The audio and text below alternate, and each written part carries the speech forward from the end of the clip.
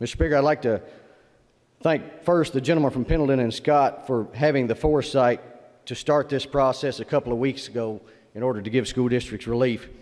And I'd also like to thank the gentleman from Barron, the gentleman from Ohio, the lady from Kenton 63 for their continued work and their insight as administrators, and of course, the lady from Whitley for her work as the chairman of education. And with that said, Mr. Speaker, at this time I'd like to yield to the gentleman from Barron for further explanation. Chair recognizes the gentleman from Barron. Thank you, Mr. Speaker. I would like to thank the gentleman from Lincoln and all of his endeavors in this bill. Also, all the folks that he mentioned in there. I'd also like to let the body know that we worked with a lot of the groups, the K groups, and other educators in this bill. We worked with the Kentucky Association of School Superintendents, the Kentucky School Board Association, the Kentucky Association of School Administrators, the Kentucky Education Association. We worked with KDE, the Jefferson County Public Schools, and the Fayette County Schools.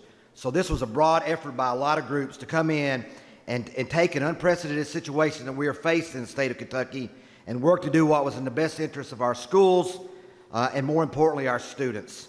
As the gentleman from Lincoln mentioned, we dealt with issues involving testing, evaluations, relief for days, pay for certified staff. Classified staff is not mentioned in here because that is up to the governor. We feel like the governor will do the right thing and make sure that classified staff are taken care of. We dealt with ADE, also allowing virtual schools to be used at this time to help our schools during relief. I know that I, along with most of the members, or all the members of this body, have great respect for our educators, both certified and classified, and what they do for our students on a daily basis. You know, I think a lot of us have probably seen, like I have, my 3 school districts. I have seen Facebook posts where teachers are riding around with school bus drivers delivering meals to our students, at the same time working with them on their NTI or whatever program they have to educate our students during this difficult time. So I have great appreciation for what they've gone through during this time. You know, I would ask our teachers to do what I know they have done for all the years I worked with them and will continue to do it. Our students are going through tough times right now. We've got to continue not only to educate them the best way we can, but we got to continue to love on them because they're going through so much right now. They have lost the opportunity to go to school with their friends. They have lost the opportunity to become educated like we want them to be.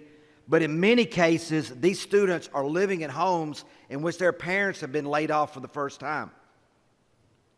And that is an emotional and financial difficult situation for them and their families.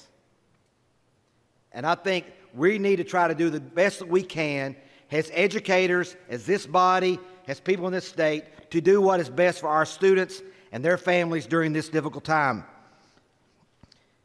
I know personally how difficult it is because people were laid off, because I have a son who's a dentist, and he had to go this Tuesday and tell the majority of his staff, you have lost your job, you are laid off.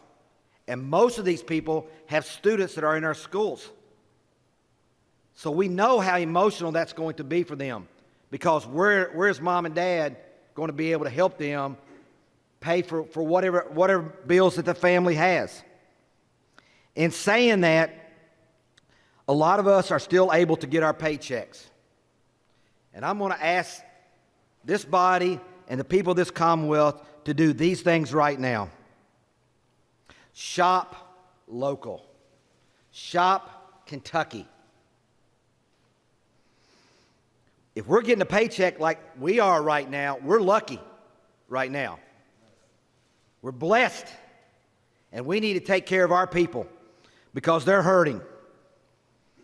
So as we've done, as a lot of people in our neighborhoods have done, and I know this is the effort in my county to encourage people to shop local, let's make sure we do that.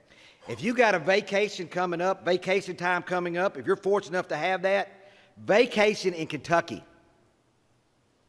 This is a beautiful state. It's going to get even more beautiful in the next 2 weeks when all the leaves start coming out. Drive to the Mississippi River. Go see the Natural Bridge. Travel the bluegrass to see all the beautiful horse farms. Go to Burnham Forest and walk.